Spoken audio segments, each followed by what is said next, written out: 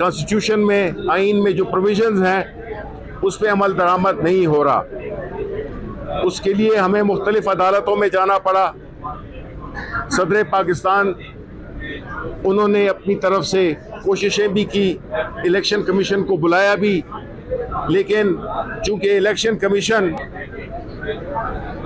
इस मुल्क में एक पाब्लो एस्कोबार पैदा हुआ है। वो पाब्लो एस्कोबार जो कि जाना जाता था, जो कि एक माफिया का हेड था,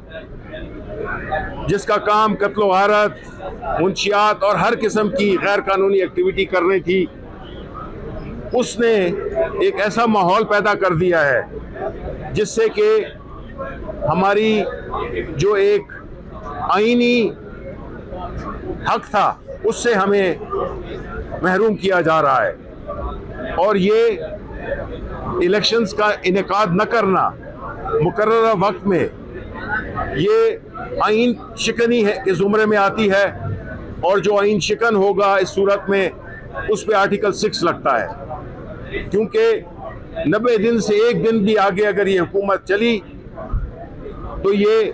यूसरपर कहलाएगी, यानी कि गासिब कहलाएगी, और उस पर फौरी इतलाक हो जाएगा आर्टिकल 6 का। वो इदारे जिसमें कि ख़ास तौर पे इलेक्शन कमीशन ऑफ पाकिस्तान है, उनको ये बात जहन में रखनी चाहिए कि आम तौर पे तासुर ये होता है कि आर्टिकल 6 सिर्फ डिक्टेटर्स पे लगता है, आर्टिकल 6 सिविलियंस पे भी लगता है और बड़ी आसानी से इम्प्लीमेंट भी हो जाएगा। इसलिए हम ये समझते हैं कि इस वक्त हम पूरा मुल्क बशमूल पाकिस्तान तहरीक इंसाफ